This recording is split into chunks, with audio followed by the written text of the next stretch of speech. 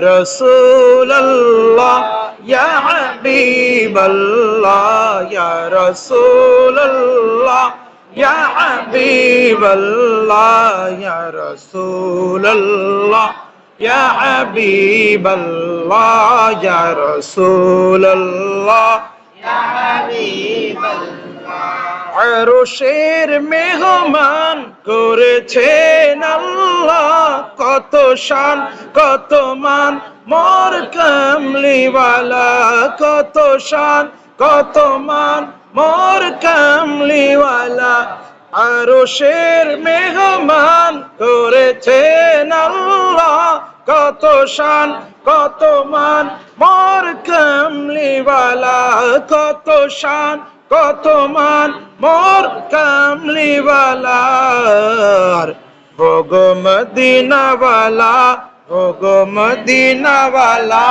করো করুণা দিদার দাও গো শাহে মদিনা দিদার দাও গো শাহে মদিনা নবীর রোজা শরীফ দেখে মন ভরে না নবীর রোজা শরীফ দেখে মন ভরে না দিদার দাও গো শাহে মদিনা দিদার দাও গো শাহে মদিনা ইয়া রাসূলুল্লাহ ইয়া হাবিবাল্লাহ ইয়া রাসূলুল্লাহ يا حبيب الله يا رسول الله يا حبيب الله يا رسول الله يا حبيب الله جلي مبارك देखले एक नजर नूरे ते झलमल करबे ভিতর নূরে তে ঝলমল করবে ভিতর জালি মোবারক দেখিলে এক নজর নূরেতে ঝলমল করবে ভিতর নূরেতে ঝলমল করবে ভিতর গগরউফুর রহিম কাছে ডাকো না গগরউফুর রহিম কাছে ডাকো না দিদার দাও গো শাহে মদিনা দিদার দাও গো শাহে মদিনা নবীর রোজা শরীফ দেখে মন ভরে না নবীর রোজা শরীফ দেখে মন ভরে না দিদার দাও গো শাহে মদিনা দিদার দাও গো يا رسول الله يا حبيب الله يا رسول الله يا حبيب الله يا رسول الله يا حبيب الله يا رسول الله يا حبيب الله পৃথিবীর যতখানে যত গিয়েছি কম বেশি দুঃখ তো পেয়েছি পৃথিবীর যতখানে যত গিয়েছি কম বেশি দুঃখ তো পেয়েছি কম বেশি দুঃখ তো পেয়েছি রোজাতে গেলে আর দুঃখ থাকে না রোজাতে গেলে আর দুঃখ থাকে না দিদার দাও গো শাহে মদিনা দিদার দাও গো শাহে মদিনা নবীর রোজা শরীফ দেখে মন ভরে না নবীর রোজা শরীফ দেখে দিদার দাও গো শাহে মদিনা দিদার দাও গো শাহে মদিনা ইয়া রাসূলুল্লাহ ইয়া হাবিবাল্লাহ ইয়া রাসূলুল্লাহ ইয়া হাবিবাল্লাহ ইয়া রাসূলুল্লাহ ইয়া হাবিবাল্লাহ ইয়া রাসূলাল্লাহ ইয়া হাবিবাল্লাহ ওলিউল্লাহ তোমার প্রেমেতে পাগল তোমার জন্য মোর দিব যে সকল তোমার জন্য মোর দিব যে সকল ওলিউল্লাহ তোমার প্রেমেতে পাগল তোমার জন্য মোর দিব যে সকল তোমার জন্য মোর দিব যে সকল ওগো সিরাজ মুনির ওগো সিরাজ মুনির তুমি দয়া করো না ওগো সিরাজ মুনির তুমি দয়া করো না দিদার দাও গো দিদার দাও গো শাহে মদিনা ইয়া রাসূলুল্লাহ ইয়া রাসূলুল্লাহ ইয়া রাসূলুল্লাহ ইয়া হাবিবাল্লাহ ইয়া রাসূলুল্লাহ ইয়া হাবিবাল্লাহ নবীর রওজা শরীফ দেখে মান ভরে না নবীর রওজা শরীফ দিদার দাও গো শাহে মদিনা দিদার দাও গো শাহে মদিনা দিদার দাও গো শাহে মদিনা। উপস্থিত গোলাহাটের কলোনি জামে মসজিদের পবিত্র দিন, বিশেষ করে পবিত্র মাস মাহে রবিউল আউয়ালের আজকে সপ্তম দিনে বাদ নামাজে গোলাহাট রেলওয়ে কলোনি জামে মসজিদে আল্লাহ তাআলা আমাদের সকলকে এই মিলাদুন নবীতে অংশগ্রহণ করার তৌফিক দান করলেন। শুকরিয়া আদায়তে সকলে মিলে একবার বলি আলহামদুলিল্লাহ। অগণিত দরুদ ও সালাম সেই অদৃশ্যের সংবাদদাতা নবীর প্রতি পেশ করছি, যেই নবীজি ধরার বুকে এসে তামাম এই কুল কায়নাতকে আলোকিত করেছেন। সকলে মিলে সেই নবীজির প্রতি একবার দরুদ শরীফের হাদিয়া পেশ করে বলি সাল্লাল্লাহু আলাইহি ওয়াসাল্লাম। আমরা 22 সিরিয়াল ধারাবাহিকভাবে এক এক দিন এক একটা করে টপিকে আলোচনা শ্রবণ করছি। আজকে সপ্তম দিনে যেই টপিকে আমরা আলোচনা করব তা হচ্ছে আমাদের নবী পাক সাল্লাল্লাহু তাআলা আলাইহি ওয়া ইসলামের তায়েফ সফর এবং নবীজির ধৈর্য এবং ইসরা বা মেরাজ। আজকের আলোচনা আমরা এই পর্যন্ত করব, অর্থাৎ তায়েফের সফর, তায়েফের ময়দানে আমার নবী পাক সাল্লাল্লাহু তাআলা আলাইহি ওয়া সাল্লাম যে গেলেন তায়েফ সফর এবং নবীজির ধৈর্য এবং ইসরা মেরাজ, ইনশাআল্লাহ এই পর্যন্ত আজকে আমরা আলোচনা শ্রবণ করব। চলি তাহলে আমরা তায়েফ সফরের পটভূমি কেমন। নবী পাক সাল্লাল্লাহু তাআলা আলাইহি ওয়া সাল্লাম যখন মক্কা ইসলামের দাওয়াত শুরু করার পর কুরাইশরা তার উপর দমন কুৎসা ও অত্যাচার শুরু করলো, নবীজির উপরে অত্যাচার অন্যায় অবিচার করা শুরু করলো। আল্লাহ পাক রব্বুল আলামিন এর নির্দেশে নবী পাক সাল্লাল্লাহু তাআলা আলাইহি ওয়া সাল্লাম তায়েফ যাত্রা করলেন। নবী পাক সাল্লাল্লাহু তাআলা সাল্লামের উদ্দেশ্য তায়েফ যাত্রা ছিল ইসলামের বার্তা প্রচার ও সহায়তা প্রাপ্তি। ইসলামের বার্তা প্রচারের জন্য আমার নবী পাক সাল্লাল্লাহু তাআলা আলাইহি ওয়া সাল্লাম তায়েফ শহরে দিকে রওনা করলেন। বিশেষ করে আহলে সুন্নাত ওয়াল জামাতের আকীদা মতে নবী পাক সাল্লাল্লাহু তাআলা আলাইহি ওয়া সাল্লাম সর্বদা হেদায়েতের উদ্দেশ্যে কাজ করেছেন, মানুষ যেন হেদায়েত পেয়ে যায়, প্রতিশোধ নয়। নবীজি প্রতিশোধ নয়, হেদায়েতের জন্য কাজ করেছেন। নবী পাক সাল্লাল্লাহু তাআলা আলাইহি ওয়া সাল্লাম তায়েফে যখন গেলেন, সেখানে তিনটি প্রধান নেতা যাদের ছিল সাকিফ গোত্র, এর কাছে ইসলামের দাওয়াত নিয়ে গেলেন। তারা প্রত্যাখ্যান করে আমার নবীজি ইসলামের দাওয়াত তাদের কাছে নিয়ে গেলেন, তারা প্রত্যাখ্যান করলো, শুনলো না, এবং কি প্রত্যাখ্যান তো করলো এবং কি তারা শিশুদেরকে লেলিয়ে দিল। তারা কাকে লেলিয়ে দিল? শিশুদেরকে তারা লেলিয়ে দিল। শিশুরা পর্যন্ত পাথর মারা শুরু করলো আমার নবী পাক সাল্লাল্লাহু তাআলা আলাইহি ওয়াসাল্লাম। আমার নবীজিকে পাথর মারা শুরু করলো।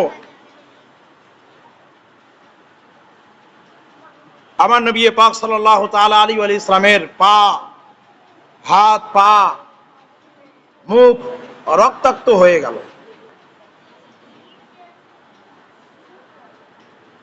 আমার নবীজি ইসলামের দাওয়াত দেওয়ার জন্য গিয়েছিলেন, কিন্তু তারা তো তায়েফবাসী যাদের নিকটে দাওয়াত দেওয়ার জন্য গেলেন, তারা আমার নবীজির কথা তো শুনলই না, বরঞ্চ আরো ছোট ছোট শিশু বাচ্চারা যারা ছিল তাদেরকে লেলিয়ে দিল, তাদেরকে দিয়ে পাথর মারা শুরু করলো। আমার নবী পাক সাল্লাল্লাহু তাআলা আলাইহি ওয়া সাল্লামের পুরো শরীরে, হাত, পা, সব জায়গায় ক্ষতবিক্ষত এমন একটা অবস্থা, রক্তাক্ত হয়ে গেল।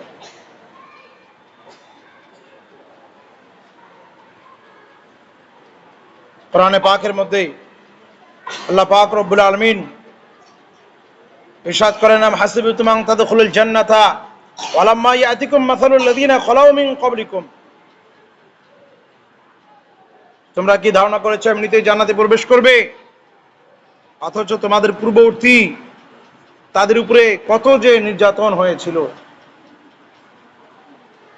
আমার নবী পাক সাল্লাল্লাহু তাআলা আলাইহি ওয়া সাল্লামের উপরে তায়েফবাসী তারা এমন নির্যাতন করলো, আমার নবী পাক সাল্লাল্লাহু তাআলা আলাইহি ওয়া সাল্লাম রক্তাক্ত হয়ে গেলেন।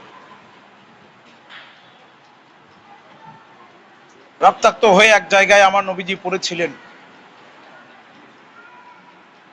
একজন ব্যক্তি তিনি আমার রাসূল করিম সাল্লাল্লাহু তাআলা আলাইহি ওয়া সাল্লামকে নিয়ে আসলেন। ওনার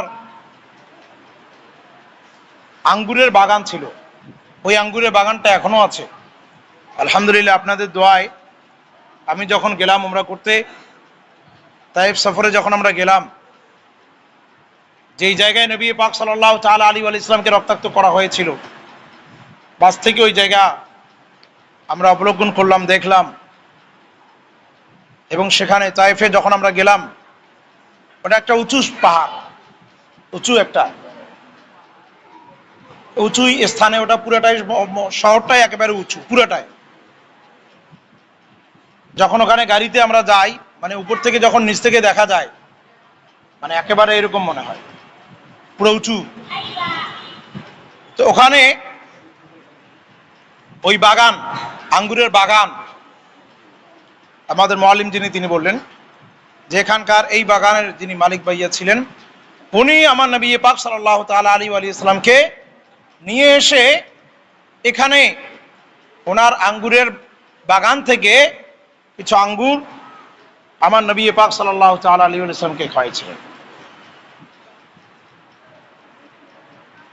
আমার ভাইরা, নবী পাক সাল্লাল্লাহু তাআলা আলাইহি ওয়া সাল্লাম আঘাতপ্রাপ্ত হলেও তিনি কারো কোনো প্রকার ক্ষতি করেন নাই, তিনি কাউকে তার বদলা নেননি। নবী পাক সাল্লাল্লাহু তাআলা আলাইহি ওয়াসাল্লাম আঘাতপ্রাপ্ত হলেও কেউ ক্ষতিগ্রস্ত হোক তা চাননি।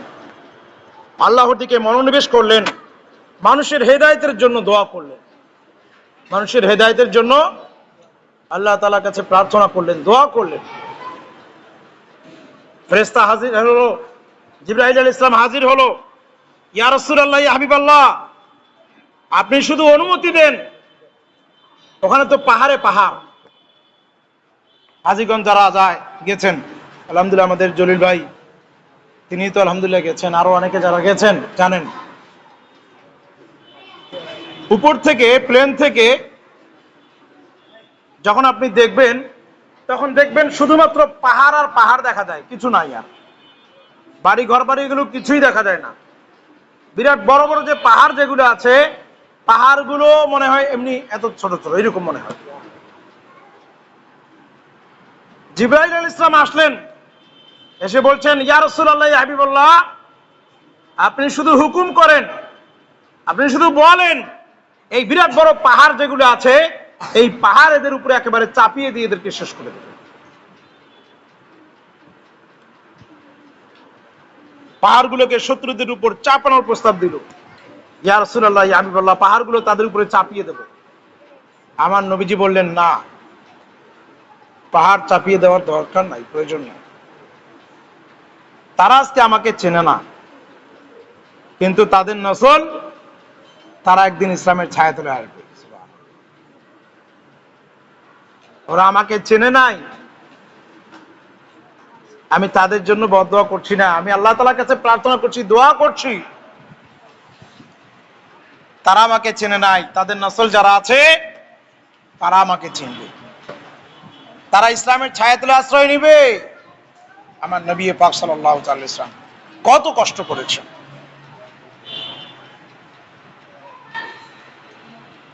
আহলে সুন্নাত ওয়াল জামাতের যে ব্যাখ্যা, নবী পাক সাল্লাল্লাহু আলাইহি ওয়াসাল্লামের জীবনে দয়া ও সহনশীলতা সর্বদা প্রাধান্য পায়। নবী পাক সাল্লাল্লাহু আলাইহি ওয়াসাল্লাম ওনার জীবনে সহনশীলতা সর্বদা প্রাধান্য পায়। তিনি সহ্য করে গেছেন, তিনি সহ্য করে গেছেন, তিনি প্রতিবাদ করেননি। নবী পাক সাল্লাল্লাহু তাআলা আলাইহি ওয়া সাল্লাম সেখানে কারো কাছে কোনো আশ্রয় পাননি, একটি খালি বাগানে আশ্রয় নিলেন। ওই যে বাগান, আল্লাহ পাক রব্বুল আলামিন আল্লাহ তাআলার কাছে প্রার্থনা করলেন, হে আমার রব, আমি তাদের ক্ষতি করতে চাইনি, তারা নিজেরাই নিজেদের ক্ষতি করেছে। নবী পাক সাল্লাল্লাহু তাআলা আলাইহি ওয়া সাল্লাম এর ধৈর্য প্রার্থনা শিক্ষণীয়। কষ্টের সময়ও প্রতিশোধ নয়, হেদায়েত এর জন্য দোয়া করা। আমার ভাইরা, তাহলে এটি ছিল তায়েফের ময়দানে আমার নবী পাক সাল্লাল্লাহু তাআলা আলাইহি ওয়া সাল্লাম তিনি কষ্ট করলেন। নবীজির উপরে নির্যাতন করা হলো, তবু নবী পাক সাল্লাল্লাহু আলাইহি ওয়াসাল্লাম সহ্য করলেন। অনেক কষ্ট নবীজি করেছেন। তারপর আসে এখন ইসরা বা মেরাজ। নবী পাক সাল্লাল্লাহু তাআলা আলাইহি ওয়া সাল্লামকে আল্লাহ পাক রব্বুল আলামিন এখন মেরাজে প্রেরণ করবেন। নবীজি ইসলামের দাওয়াত দেওয়ার জন্য যেই জায়গাগুলোতে গেলেন, কাফেরেরা নবী পাক সাল্লাল্লাহু আলাইহি ওয়াসাল্লামকে অনেক কষ্ট দিচ্ছে। এই কষ্ট, এই দুঃখ, দুর্দশা আমার নবীজি কাকে বলবেন? আমরা দেখি আমাদের যদি অন্তরের মধ্যে দুঃখ, দুর্দশা, ব্যথা বেদনা হয়, তাহলে আমরা একটু চিন্তা করি কার কাছে গেলে, কাউকে বললে একটু সান্ত্বনা পাওয়া যাবে, যার কাছে গিয়ে আমার অন্তরের কথাগুলো বললে একটু শান্তি লাগবে, একটু প্রশান্তি পাবো, আমরা তার কাছে চলে যাই। কথা বলেন ঠিক কিনা? তার কাছে গিয়ে আমরা একটু আশ্রয় নেই, কথাবার্তা বলি, যাতে নিজের মনের ভিতরে নিজের যে বোঝাটা যেটা আছে সেটা যেন হালকা হয়ে যায়, সেটা যেন কি হয়ে যায়? হালকা হয়ে যায়। আমার নবী পাক সাল্লাল্লাহু তাআলা আলাইহি ওয়া সাল্লাম ইসলামের জন্য এত কিছু করছেন, কিন্তু তারপরও তায়েফবাসীরা তারা আমার নবীকে চিনল না, উল্টা ছোট ছোট বাচ্চাদেরকে পর্যন্ত লেলিয়ে দিল, পাথর মারলো। আমার নবীজি এত দুঃখ, দুর্দশা, কষ্ট এগুলো কার কাছে প্রকাশ করবে? আল্লাহ পাক রব্বুল আলামিন জিবরাইল আমিনকে একবার পাঠালেন, ওগো জিবরাইল, আমার হাবিব আলাইহিস ইসলামের এত দুঃখ, দুর্দশা, আমার হাবিবকে আমার নিকটে নিয়ে আসো। আমার হাবিবকে মেরাজ দান করব আমি, আমার হাবিবকে আমি দিদার দ্বারা ধন্য করাবো। আমার নবীজির, আমার হাবিবের যত দুঃখ, দুর্দশা, ব্যথা বেদনা, এই সমস্ত দুঃখ, দুর্দশা, ব্যথা বেদনা আমি আল্লাহ তাআলা দূর করে দেব। আল্লাহ পাক রব্বুল আলামিন বলেন, সুবহানাল্লাযী আসরা বিআবদিহি লাইলাম মিনাল মাসজিদিল হারামি ইলাল মাসজিদিল আকসা আল্লাযী বারাকনা হাওলাহু লিনুরিয়াহু মিন আয়াতিনা ইন্নাহু হুয়াস সামিউল বাসীর। আল্লাহ পাক রব্বুল আলামিন 27তম রজনীতে আমার নবী পাক সাল্লাল্লাহু তাআলা আলাইহি ওয়া সাল্লামকে নিয়ে গেলেন। আল্লাহ তাআলা ডাক দিলেন, রজব মাসের 27 তারিখ আমার হাবিব আলাইহিস ইসলামকে জিবরাইলকে পাঠালেন, জিবরাইল যাও, আমার হাবিব আলাইহিস ইসলাম কষ্ট করছেন, আমার হাবিব আলাইহিস ইসলাম ঘুমিয়ে আছেন, আমার হাবিবকে তুমি নিয়ে আসো। জিবরাইল গেলেন, জান্নাত থেকে একটি বোরাক নিলেন, বোরাক নিয়ে নবীজির কাছে গেলেন। আমার নবীজি ঘুমাচ্ছেন, আরাম করছেন, আমার নবীজি ঘুমাচ্ছেন, আরাম করছেন। জিবরাইল আমিন গেলেন, ডাক দিবেন কিভাবে চিন্তা করছেন।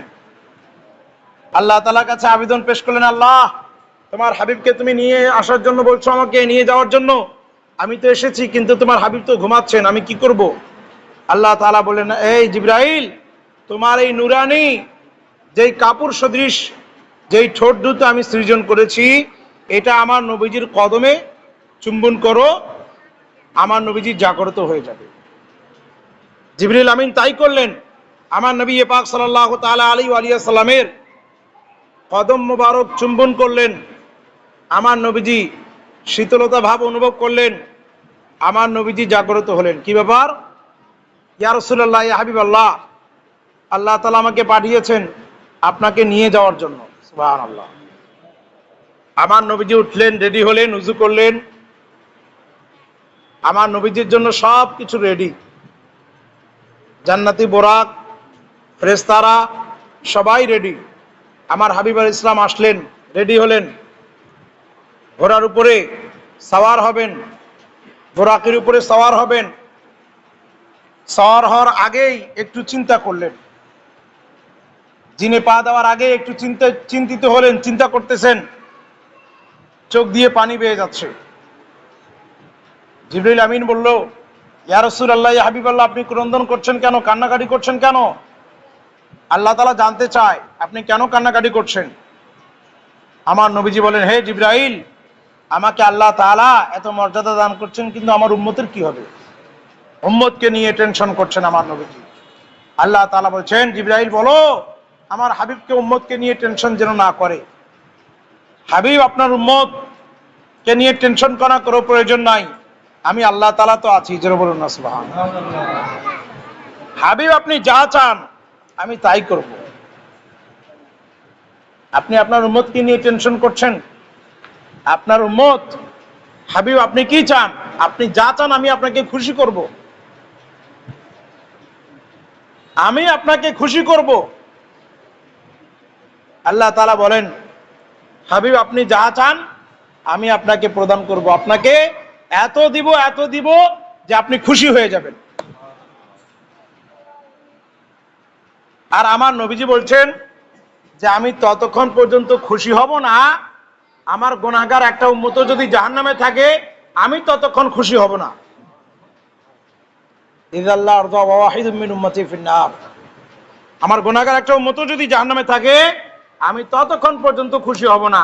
তার মানে কি, কিয়ামতের ময়দানে আমার নবী পাক সাল্লাল্লাহু তাআলা আলাইহি ওয়া সাল্লাম এর মন খুশি থাকবে না, আমার নবীজি চিন্তিত থাকবেন। আল্লাহ পাক রব্বুল আলামিন বলবেন, হাবিব কি ব্যাপার, আজকে তো হাশরের ময়দান, এটা তো আপনার জন্যই আমি গঠন করেছি।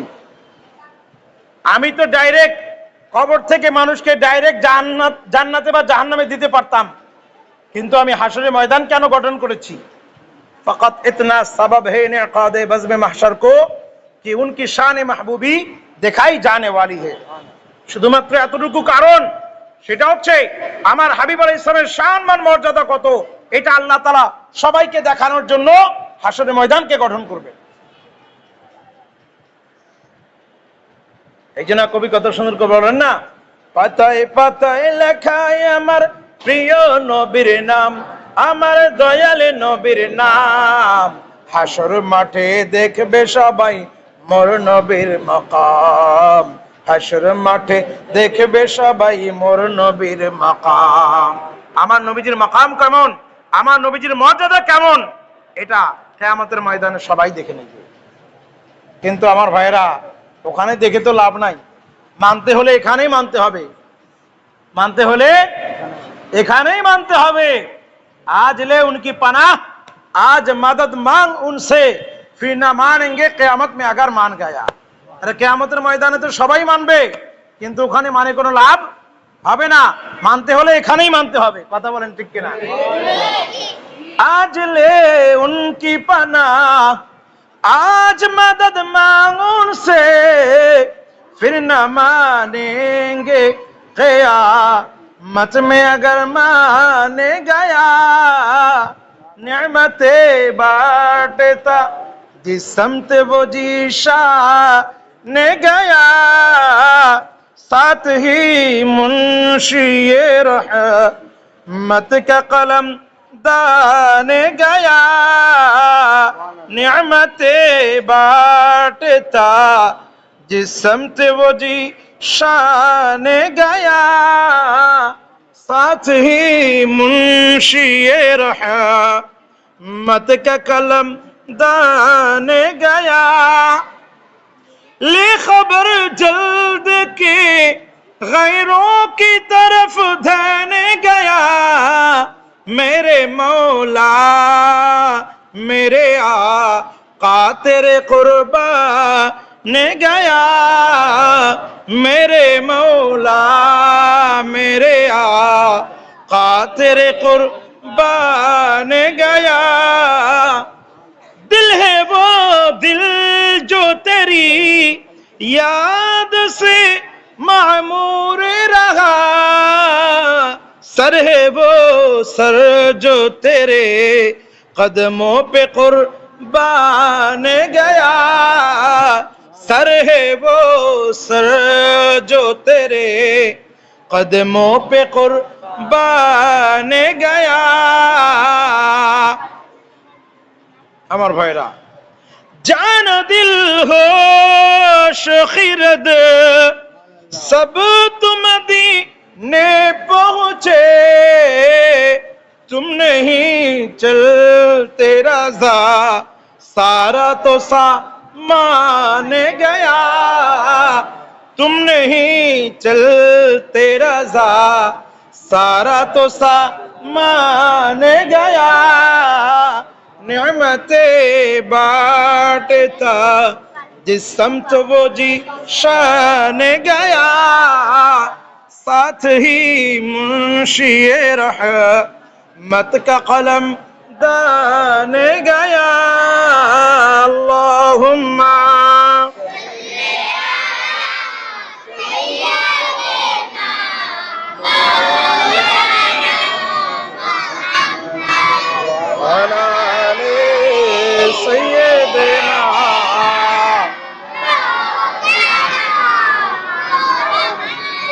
আমার ভাইরা, আল্লাহ তাআলার দরবারে আমার নবীজি যাচ্ছেন মেরাজে।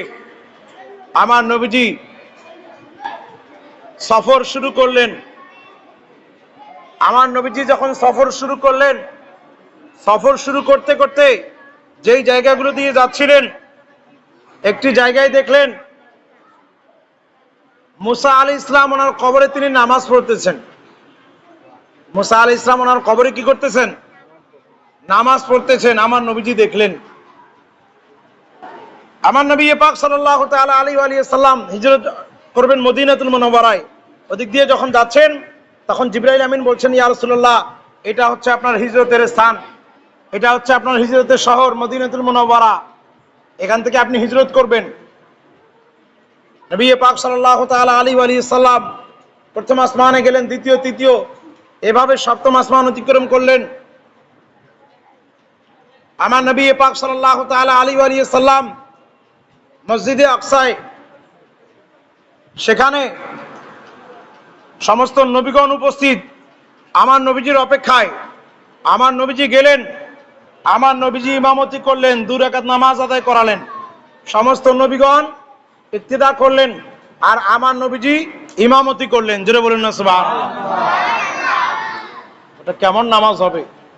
যেই নামাজের মুসল্লিগণ হচ্ছেন নবীগণ, আর ইমাম হচ্ছেন আমাদের নবীজি। জোরে বলুন না সুবহানাল্লাহ। ওই কবি কত সুন্দর করে বলে না, নামাজে আকসা মে জব পড়াই तो अंबिया और रसूल ये बोले, नमाज़े अक़सा में जब पढ़ाई तो अंबिया और रसूल ये बोले, नमाज हो तो नमाज ऐसी, इमाम हो तो इमाम ऐसा, दर नबी पर जरा বলুন না সুবহানাল্লাহ। আমার নবীজি নামাজ পড়ালেন, সমস্ত নবীগণের এক একজনের এক এক রকম আবদার। ইয়া রাসূলুল্লাহ, আপনি আল্লাহ তাআলা দিদারে যাচ্ছেন, আমার জন্য এটা নিয়ে আসবেন, আমার জন্য এটা নিয়ে আসবেন। ইয়া রাসূলুল্লাহ, আমার এটা ফরিয়াদ, এটা ফরিয়াদ। সবাই সবার ফরিয়াদগুলো পেশ করতেছে। কথা বলেন ঠিক কিনা? হাজীগণ যখন হজ করতে যায়, যখন কারো কাছে বিদায় নিতে যায়, তখন অনেকে আমরা আরজি পেশ করি না? হাজীগণ, আপনি যাচ্ছেন, নবীজির দরবারে আমার সালাম পৌঁছাই দিবেন, ঠিক কিনা? আমরা সালাম পৌঁছাই দেই কি দেই না? वो সকালের বাতাস রে তুই যাবি রে কোথায়, আমার সালাম পৌঁছে দিও নবীজির রওজায়, মোদের সালাম পৌঁছে দিও নবীজির রওজায়। রোজ সকালে দেখি রে তুই পশ্চিম দিকে যাস, এই অধমের সালাম টুকু পৌঁছে দিও যাও। আমার ভাইরা, কত সুন্দর সুন্দর কথাগুলো চলে আসে। আসলে আশেক যারা আছে তাদের অন্তরের মধ্যে যে প্রেমের যে খেলা খেলে, এটা আশেক মাসুক ছাড়া আর কেউ বোঝে না। কথা বলেন ঠিক কিনা? আসলে যারা নবীর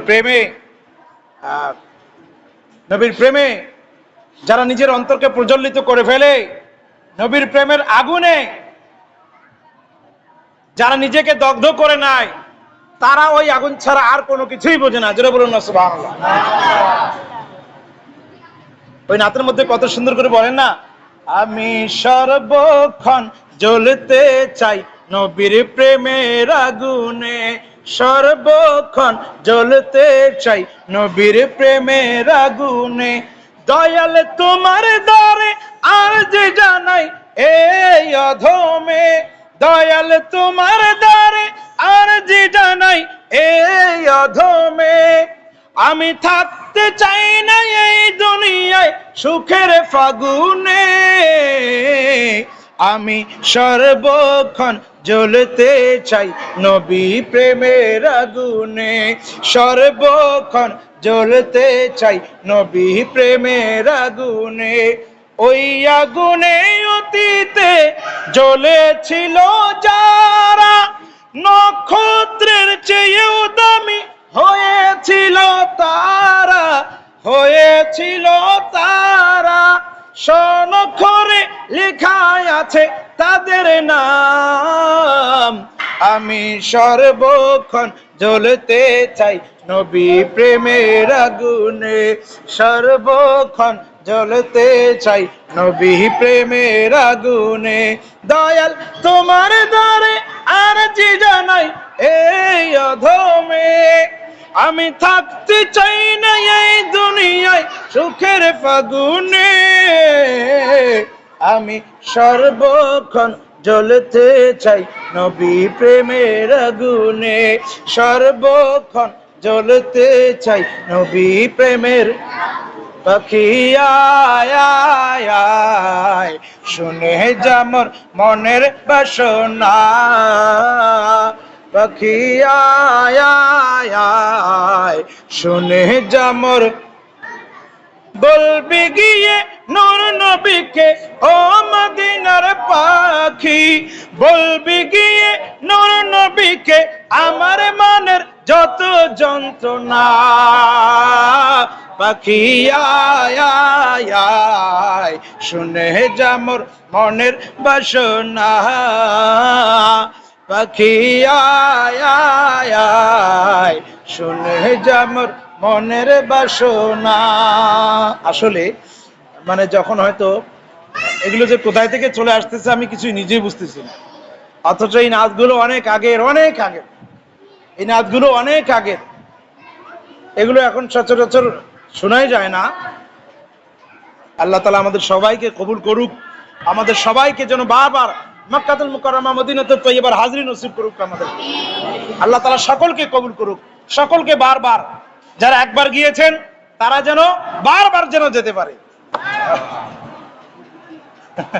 কি আর বলবো, করম কর দে, করম কর দে, दोबारा या रसूल अल्लाह, करम कर दे, करम कर दे, दोबारा या रसूल अल्लाह, करा दे अपने दर का फिर नजारा या रसूल अल्लाह, करा दे अपने दर का फिर नजारा या रसूल अल्लाह। মুফতি মোহাম্মদ আজম সাহেব যখন এসেছিলেন, হ্যাঁ আপনারা সবাই জানেন, আমাদের রেজা ভাই তখন ছিল, মুফতি মোহাম্মদ আজম সাহেব এটা লিখেছিলেন, তাই না রাজু? মুফতি মোহাম্মদ আজম সাহেব এটা লিখেছিলেন, এটা লিখে আমাদের রেজা ভাইকে, শফি রেজা ভাইকে পড়তে বলেছিলেন। আমাদের হুজুরের প্রোগ্রাম ওই কবরস্থান মাঠে ছিল, তাই না? কবরস্থানের ঈদগাহ মাঠে রেজা ভাইকে ডাক দিয়ে রেজা ভাইকে ওটা পড়াইছিলেন, বললেন এটা পড়েন। আসলে আল্লাহ তাআলা কবুল করুক, সকলে বলুন আমিন। আল্লাহ তাআলা এই মাহফিলকে কবুল করুক। ঈদে মিলাদুন নবীর মাস, নবীজির আগমনের মাস। কারা এখানে উপস্থিত হয়েছেন, কারা এখানে সময় ব্যয় করেছেন, আমার নবীজি জানেন কি জানেন না? কথা বলেন, জানেন কি জানেন না? আপনারা কি অন্য কোনো কাজের জন্য এখানে এসেছেন? কার মহব্বতে এসেছেন? নবীর মহব্বতে। কার মহব্বতে? নবীর মহব্বতে সময় ব্যয় করছেন। আপনাদের সময় আমি মনে করি বৃথা যাবে না, আপনাদের সময়টা বৃথা যাবে না। আমার মদিনাওয়ালা রাসূল করিম সাল্লাল্লাহু তাআলা আলাইহি ওয়াসাল্লাম মদিনাতুল মুনাওয়ারা থেকে তিনি দেখতে পারেন কি পারেন না? আমি মনে করি, আমার অন্তরে বিশ্বাস, আজকে এই মাহফিল কবুল। আমি দোয়া করি আল্লাহ তাআলা সকলকে বারবার বারবার মক্কাতুল মুকাররমা মদিনাতুত তয়্যিবার মুসাফির করুক। তো যাই হোক, আজকে আর অনেক সময় হয়ে গেল, আর আলোচনা করছি না, শুধু এতটুকুই বলছি, মেরাজে আমার নবীজি যখন গেলেন এবং সেখান থেকে অনেক আলাপ আলোচনা হলেন, আসার সময় নামাজ নিয়ে আসলেন উম্মতের জন্য।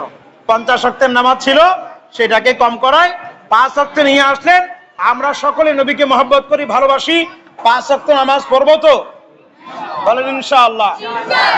আসুন সকলে দাঁড়িয়ে সালাম পাঠ করি। ইয়া নবী বিরোজা শরীফ দেখে মন ভরে না, নবীর রোজা শরীফ দেখে মন ভরে না, দিদার দাও গো শাহে মদিনা, দিদার দাও গো শাহে মদিনা, ইয়া রাসূলুল্লাহ ইয়া হাবিবাল্লাহ, ইয়া রাসূলুল্লাহ ইয়া হাবিবাল্লাহ, ইয়া রাসূলুল্লাহ ইয়া হাবিবাল্লাহ, ইয়া রাসূলুল্লাহ ইয়া হাবিবাল্লাহ।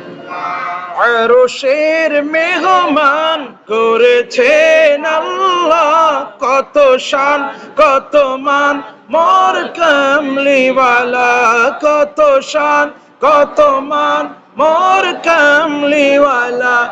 আরশের মেহমান করেছেন আল্লাহ, কত শান কত মান মোর কামলিওয়ালা, কত শান কত মান মোর কামলিওয়ালা।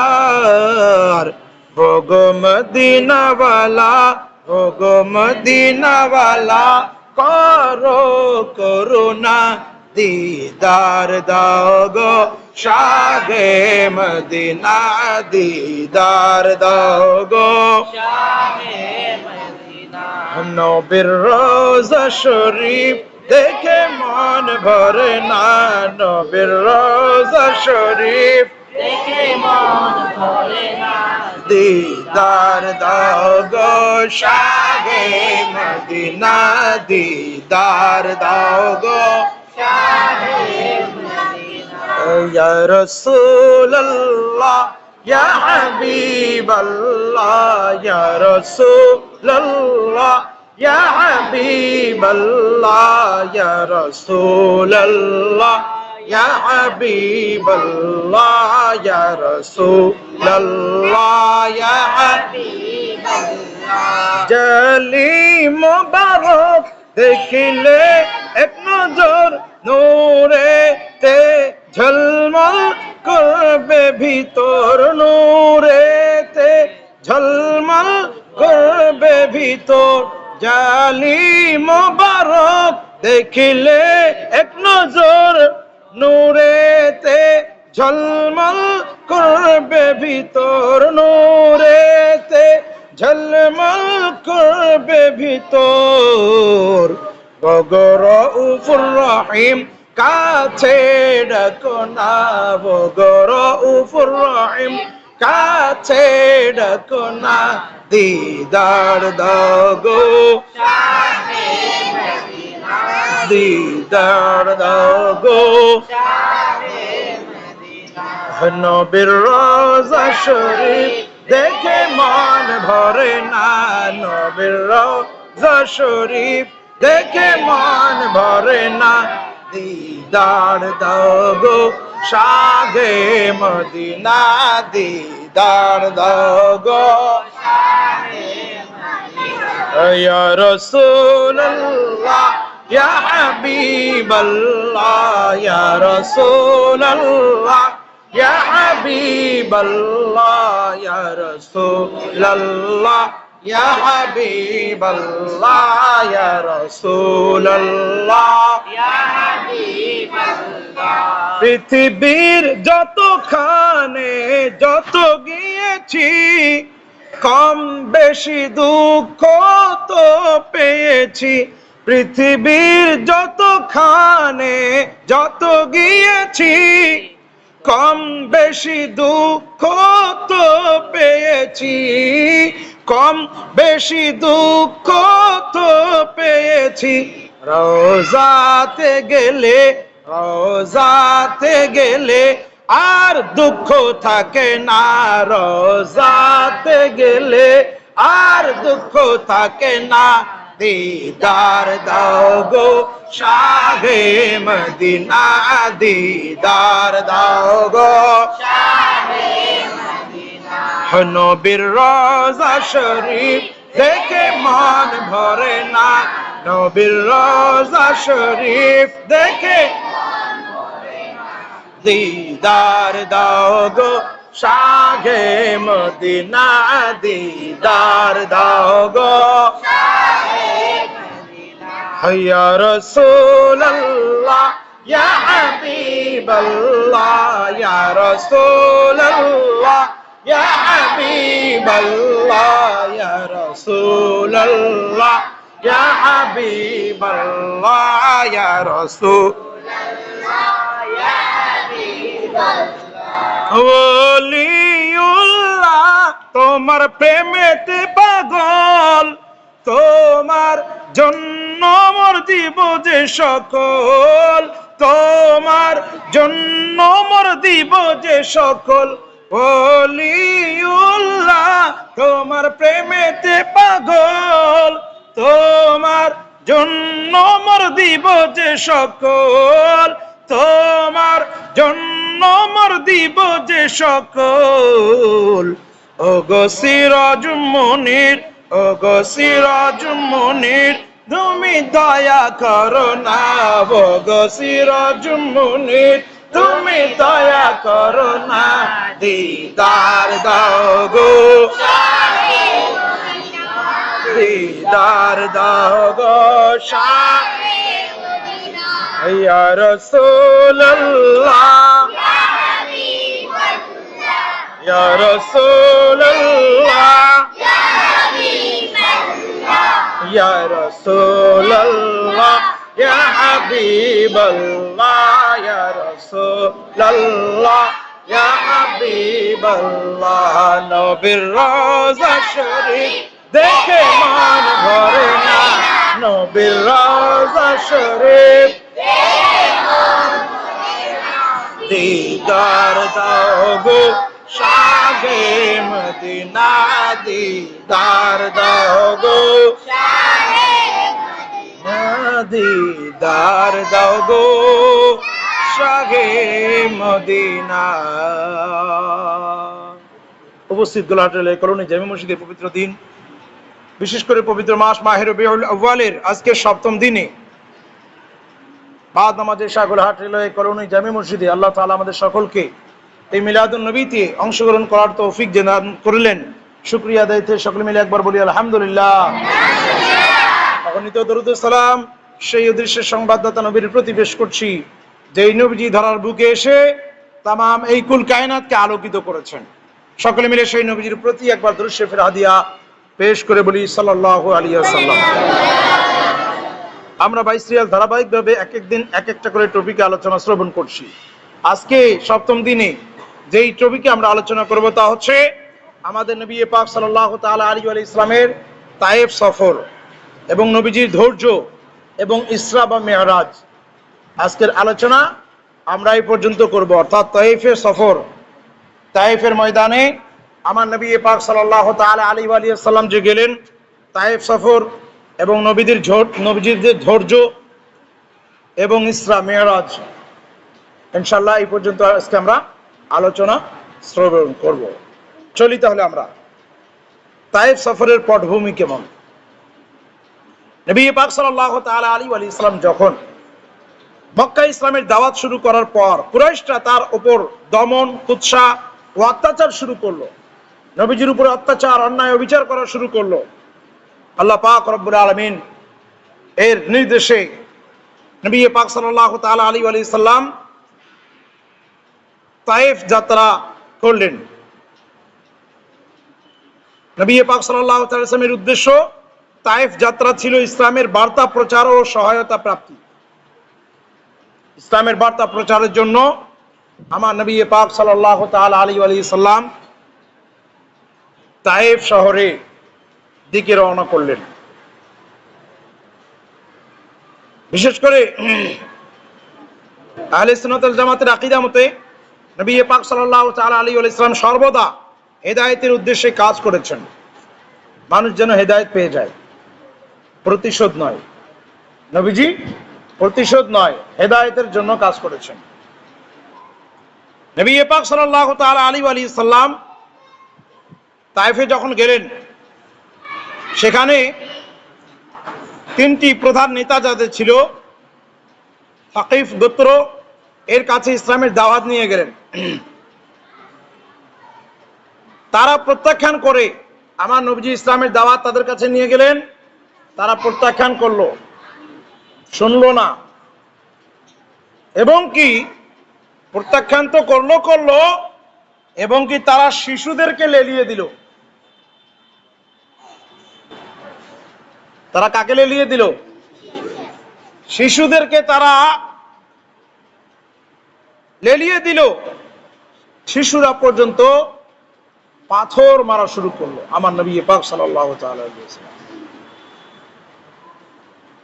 আমার নবীজিকে পাথর মারা শুরু করলো। আমার নবী পাক সাল্লাল্লাহু তাআলা আলাইহি ওয়া সাল্লামের পা, হাত, পা, মুখ রক্তাক্ত হয়ে গেল। আমার নবীজি ইসলামের দাওয়াত দেওয়ার জন্য গিয়েছিলেন, কিন্তু তারা তো তায়েফবাসী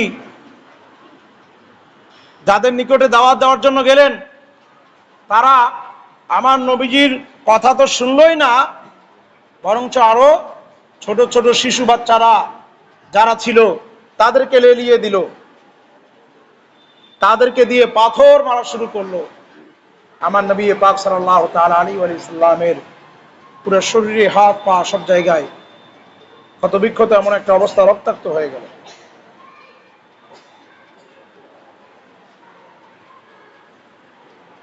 কোরআনে পাকের মধ্যে আল্লাহ পাক রব্বুল আলামিন ইরশাদ করেন, আম হাসিবতুম আন তাদখুলুল জান্নাতা ওয়ালাম্মা ইয়াতিকুম মাসালুল লাযিনা খালাউ মিন ক্বাবলিকুম,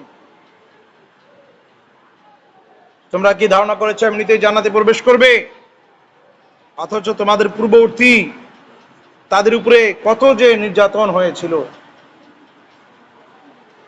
আমার নবী পাক সাল্লাল্লাহু তাআলা আলাইহি ওয়া ইসলামের উপরে তায়েফবাসী তারা এমন নির্যাতন করলো, আমার নবী পাক সাল্লাল্লাহু তাআলা আলাইহি ওয়া ইসলাম রক্তাক্ত হয়ে গেলেন। রক্তাক্ত হয়ে এক জায়গায় আমার নবীজি পড়েছিলেন। একজন ব্যক্তি তিনি আমার রাসূল করিম সাল্লাল্লাহু তাআলা আলাইহি ওয়া সাল্লামকে নিয়ে আসলেন। ওনার আঙ্গুরের বাগান ছিল, ওই আঙ্গুরের বাগানটা এখনো আছে আলহামদুলিল্লাহ। আপনাদের দোয়ায় আমি যখন গেলাম উমরা করতে, তায়েফ সফরে যখন আমরা গেলাম, যেই জায়গায় নবী পাক সাল্লাল্লাহু তাআলা আলাইহি ওয়া ইসলামকে রক্তাক্ত করা হয়েছিল, বাস থেকে ওই জায়গা আমরা অবলোকন করলাম, দেখলাম। এবং সেখানে তায়েফে যখন আমরা গেলাম, ওটা একটা উঁচু পাহাড়, একটা উঁচু স্থানে, ওটা পুরোটাই শহরটাই একেবারে উঁচু পুরোটাই। যখন ওখানে গাড়িতে আমরা যাই, মানে উপর থেকে যখন নিচ থেকে দেখা যায়, মানে একেবারে এরকম মনে হয় পুরো উঁচু। তো ওখানে ওই বাগান, আঙ্গুরের বাগান, আমাদের মুআল্লিম যিনি তিনি বললেন যে এখানকার এই বাগানের যিনি মালিক ভাইয়া ছিলেন, উনি আমার নবী পাক সাল্লাল্লাহু তাআলা আলাইহি ওয়া সাল্লামকে নিয়ে এসে এখানে ওনার আঙ্গুরের বাগান থেকে কিছু আঙ্গুর আমার নবী পাক সাল্লাল্লাহু তাআলা আলাইহি ওয়া সাল্লামকে খাওয়াইছিলেন। আমার ভাইরা, নবী পাক সাল্লাল্লাহু তাআলা আলাইহি ওয়া সাল্লাম আঘাতপ্রাপ্ত হলেও তিনি কারো কোনো প্রকার ক্ষতি করেন নাই, তিনি কাউকে তার বদলা নেননি। নবী পাক সাল্লাল্লাহু তাআলা আলাইহি ওয়াসাল্লাম আঘাতপ্রাপ্ত হলেও কেউ ক্ষতিগ্রস্ত হোক তা চাননি। আল্লাহর দিকে মনোনিবেশ করলেন, মানুষের হেদায়েতের জন্য দোয়া করলেন, মানুষের হেদায়েতের জন্য আল্লাহ তাআলার কাছে প্রার্থনা করলেন, দোয়া করলেন। ফেরেশতা হাজির হলো, জিবরাইল আলাইহিস সালাম হাজির হলো, ইয়া রাসূলুল্লাহ, ইয়া হাবিবাল্লাহ, আপনি শুধু অনুমতি দেন। ওখানে তো পাহাড়ে পাহাড়, হাজীগঞ্জ যারা যায় গেছেন, আলহামদুলিল্লাহ আমাদের জলিল ভাই তিনি তো আলহামদুলিল্লাহ গেছেন, আরো অনেকে যারা গেছেন জানেন, উপর থেকে প্লেন থেকে যখন আপনি দেখবেন, তখন দেখবেন শুধুমাত্র পাহাড় আর পাহাড় দেখা যায়, কিছু নাই, আর বাড়ি ঘর বাড়ি এগুলো কিছুই দেখা যায় না। বিরাট বড় বড় যে পাহাড় যেগুলো আছে, পাহাড়গুলো মনে হয় এমনি এত ছোট ছোট এরকম মনে হয়।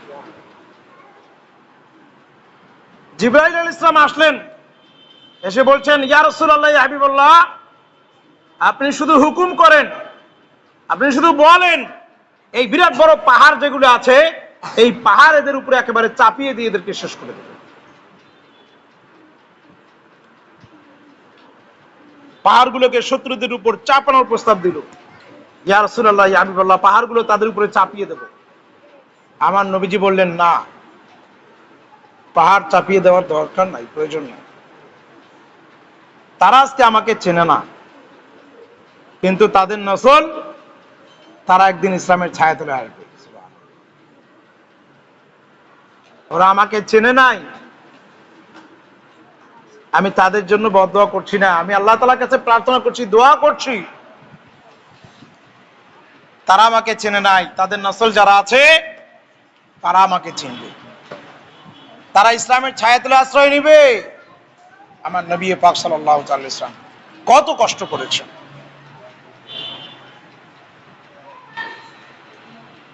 আহলে সুন্নাত ওয়াল জামাতের যে ব্যাখ্যা, নবী পাক সাল্লাল্লাহু আলাইহি ওয়াসাল্লামের জীবনে দয়া ও সহনশীলতা সর্বদা প্রাধান্য পায়। নবী পাক সাল্লাল্লাহু আলাইহি ওয়াসাল্লাম ওনার জীবনে সহনশীলতা সর্বদা প্রাধান্য পায়। তিনি সহ্য করে গেছেন, তিনি সহ্য করে গেছেন, তিনি প্রতিবাদ করেননি। নবী পাক সাল্লাল্লাহু তাআলা আলাইহি ওয়া সাল্লাম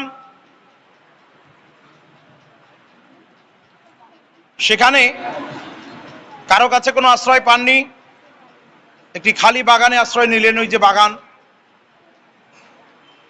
আল্লাহ পাক রব্বুল আলামিন আল্লাহ তাআলার কাছে প্রার্থনা করলেন, হে আমার রব, আমি তাদের ক্ষতি করতে চাইনি, তারা নিজেরাই নিজেদের ক্ষতি করেছে। নবী পাক সাল্লাল্লাহু তাআলা আলাইহি ওয়া সাল্লাম এর ধৈর্য প্রার্থনা শিক্ষণীয়। কষ্টের সময়ও প্রতিশোধ নয়, হেদায়েত এর জন্য দোয়া করা। আমার ভাইরা, তাহলে এটি ছিল তায়েফের ময়দানে আমার নবী পাক সাল্লাল্লাহু তাআলা আলাইহি ওয়া সাল্লাম তিনি কষ্ট করলেন। নবীজির উপরে নির্যাতন করা হলো, তবু নবী পাক সাল্লাল্লাহু আলাইহি ওয়াসাল্লাম সহ্য করলেন। অনেক কষ্ট নবীজি করেছেন। তারপর আসে এখন ইসরা বা মেরাজ। নবী পাক সাল্লাল্লাহু তাআলা আলাইহি ওয়া সাল্লামকে আল্লাহ পাক রব্বুল আলামিন এখন মেরাজে প্রেরণ করবেন। নবীজি ইসলামের দাওয়াত দেওয়ার জন্য যেই জায়গাগুলোতে গেলেন, কাফেরেরা নবী পাক সাল্লাল্লাহু তাআলা আলাইহি ওয়াসাল্লামকে অনেক কষ্ট দিচ্ছে। এই কষ্ট, এই দুঃখ, দুর্দশা আমার নবীজি কাকে বলবেন? আমরা দেখি আমাদের যদি অন্তরের মধ্যে দুঃখ, দুর্দশা, ব্যথা বেদনা হয়, তাহলে আমরা একটু চিন্তা করি কার কাছে গেলে, কাউকে বললে একটু সান্ত্বনা পাওয়া যাবে। যার কাছে গিয়ে আমার অন্তরের কথাগুলো বললে একটু শান্তি লাগবে, একটু প্রশান্তি পাবো, আমরা তার কাছে চলে যাই। কথা বলেন ঠিক কিনা? তার কাছে গিয়ে আমরা একটু আশ্রয় নেই, কথাবার্তা বলি, যাতে নিজের মনের ভিতরে নিজের যে বোঝাটা যেটা আছে সেটা যেন হালকা হয়ে যায়। সেটা যেন কি হয়ে যায়? হালকা হয়ে যায়।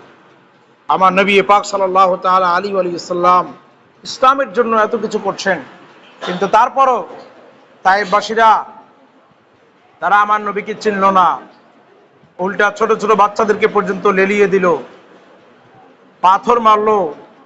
আমার নবীজি এত দুঃখ, দুর্দশা, কষ্ট এগুলো কার কাছে প্রকাশ করবে?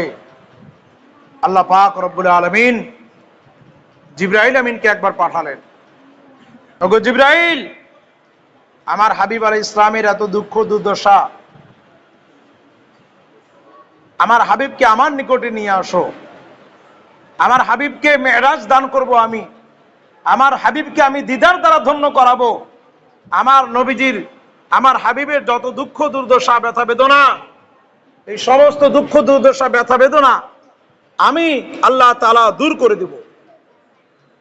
আল্লাহ পাক রব্বুল আলামিন বলেন, সুবহানাল্লাযী আসরা বিআবদিহি লাইলাম মিনাল মাসজিদিল হারামি ইলাল মাসজিদিল আকসা আল্লাযী বারাকনা হাওলাহু লিনুরিয়াহু মিন আয়াতিনা ইন্নাহু হুয়াস সামিউল বাসীর। আল্লাহ পাক রব্বুল আলামিন 27তম রজনীতে আমার নবী পাক সাল্লাল্লাহু তাআলা আলাইহি ওয়া সাল্লামকে নিয়ে গেলেন। আল্লাহ তাআলা ডাক দিলেন, রজব মাসের 27 তারিখ আমার হাবিব আলাইহিস সালামকে জিবরাইলকে পাঠালেন, জিবরাইল যাও, আমার হাবিব আলাইহিস সালাম কষ্ট করছেন, আমার হাবিব আলাইহিস সালাম ঘুমিয়ে আছেন, আমার হাবিবকে তুমি নিয়ে আসো। জিবরাইল গেলেন, জান্নাত থেকে একটি বোরাক নিলেন, বোরাক নিয়ে নবীজির কাছে গেলেন। আমার নবীজি ঘুমাচ্ছেন, আরাম করছেন। আমার নবীজি ঘুমাচ্ছেন, আরাম করছেন। জিবরাইল আমিন গেলেন, ডাক দিবেন কিভাবে চিন্তা করছেন। আল্লাহ তাআলার কাছে আবেদন পেশ করলেন, আল্লাহ, তোমার হাবিবকে তুমি নিয়ে আসার জন্য বলছো, আমাকে নিয়ে যাওয়ার জন্য, আমি তো এসেছি, কিন্তু তোমার হাবিব তো ঘুমাচ্ছেন, আমি কি করব? আল্লাহ তাআলা বললেন, এই জিবরাইল, তোমার এই নুরানি যেই কাপড় সদৃশ যেই ঠোঁট দুটো আমি সৃজন করেছি, এটা আমার নবীজির কদমে চুম্বন করো, আমার নবীজি জাগ্রত হয়ে যাবে। জিবরিল আমিন তাই করলেন। আমার নবী পাক সাল্লাল্লাহু তাআলা আলাইহি ওয়া সাল্লামের কদম মোবারক চুম্বন করলেন। আমার নবীজি শীতলতা ভাব অনুভব করলেন। আমার নবীজি জাগ্রত হলেন, কি ব্যাপার? ইয়া রাসূলুল্লাহ, ইয়া হাবিবাল্লাহ, আল্লাহ তাআলা আমাকে পাঠিয়েছেন আপনাকে নিয়ে যাওয়ার জন্য। সুবহানাল্লাহ। আমার নবীজি উঠলেন, রেডি হলেন, উযু করলেন। আমার নবীজির জন্য সব কিছু রেডি। জান্নাতি বোরাক, ফেরেশতারা সবাই রেডি। আমার হাবিব আলাইহিস ইসলাম আসলেন, রেডি হলেন, ঘোড়ার উপরে সওয়ার হবেন, বোরাকের উপরে সওয়ার হবেন। সওয়ার হওয়ার আগেই একটু চিন্তা করলেন, জিনে পা দেওয়ার আগে একটু চিন্তিত হলেন, চিন্তা করতেছেন, চোখ দিয়ে পানি বেয়ে যাচ্ছে। জিবরিল আমিন বলল, ইয়া রাসূলুল্লাহ, ইয়া হাবিবাল্লাহ, আপনি ক্রন্দন করছেন কেন, কান্নাকাটি করছেন কেন? আল্লাহ তাআলা জানতে চায় আপনি কেন কান্নাকাটি করছেন। আমার নবীজি বলেন, হে জিবরাইল, আমাকে আল্লাহ তাআলা এত মর্যাদা দান করছেন, কিন্তু আমার উম্মতের কি হবে? উম্মতকে নিয়ে টেনশন করছেন আমার নবীজি। আল্লাহ তাআলা বলছেন, জিবরাইল বলো আমার হাবিবকে উম্মতকে নিয়ে টেনশন যেন না করে। হাবিব আপনার উম্মতকে নিয়ে টেনশন করার কোনো প্রয়োজন নাই, আমি আল্লাহ তাআলা তো আছি। যেন বলুন না সুবহানাল্লাহ। হাবিব আপনি যা চান আমি তাই করব। আপনি আপনার উম্মতকে নিয়ে টেনশন করছেন, আপনার উম্মত হাবিব আপনি কি চান? আপনি যা চান আমি আপনাকে খুশি করব, আমি আপনাকে খুশি করব। আল্লাহ তাআলা বলেন, হাবিব আপনি যা চান আমি আপনাকে প্রদান করব, আপনাকে এত দিব যে আপনি খুশি হয়ে যাবেন। আর আমার নবীজি বলছেন যে আমি ততক্ষণ পর্যন্ত খুশি হব না, আমার গুনাহগার একটা উম্মত যদি জাহান্নামে থাকে আমি ততক্ষণ খুশি হব না। ইযাল্লাহ আরযা ওয়াহিদুম মিন উম্মতি ফিন্নার, আমার গুনাহগার একটা উম্মত যদি জাহান্নামে থাকে আমি ততক্ষণ পর্যন্ত খুশি হব না। তার মানে কি? কিয়ামতের ময়দানে আমার নবী পাক সাল্লাল্লাহু তাআলা আলাইহি ওয়া সাল্লাম এর মন খুশি থাকবে না, আমার নবীজি চিন্তিত থাকবেন। আল্লাহ পাক রব্বুল আলামিন বলবেন, হাবিব কি ব্যাপার, আজকে তো হাশরের ময়দান, এটা তো আপনার জন্যই আমি গঠন করেছি। আমি তো ডাইরেক্ট কবর থেকে মানুষকে ডাইরেক্ট জান্নাতে বা জাহান্নামে দিতে পারতাম, কিন্তু আমি হাশরের ময়দান কেন গঠন করেছি? फकत इतना सबब है इनेकाद बज़्म महशर को कि उनकी शान महबूबी दिखाई जाने वाली है। শুধুমাত্র এতটুকু কারণ, সেটা হচ্ছে আমার হাবিব আলাইহিস সালামের শান মান মর্যাদা কত, এটা আল্লাহ তাআলা সবাইকে দেখানোর জন্য হাশরের ময়দানকে গঠন করবে। এই জন্য কবি কত সুন্দর করে বলেন না, পাতায় পাতায় লেখায় আমার প্রিয় নবীর নাম, আমার দয়ালে নবীর নাম, হাশর মাঠে দেখবে সবাই মোর নবীর মাকাম, হাশর মাঠে দেখবে সবাই মোর নবীর মাকাম। আমার নবীজির মাকাম কেমন, আমার নবীজির মর্যাদা কেমন, এটা কিয়ামতের ময়দানে সবাই দেখে নেবে। কিন্তু আমার ভাইরা, ওখানে দেখে তো লাভ নাই, মানতে হলে এখানেই মানতে হবে, মানতে হলে এখানেই মানতে হবে। आज ले उनकी पनाह, आज मदद मांग उनसे, फिर ना मानेंगे कियामत में अगर मान गया। अरे কিয়ামতের ময়দানে তো সবাই মানবে, কিন্তু ওখানে মানে কোনো লাভ হবে না, মানতে হলে এখানেই মানতে হবে। কথা বলেন ঠিক কিনা? आज ले उनकी पनाह, आज मदद मांग उनसे, फिर न मानेंगे क़यामत में अगर माने गया। नेमते बांटता जिस समत वो जी शाने गया, साथ ही मुंशी रहमत का कलम दाने गया। नेमते बांटता जिस समत वो जी शाने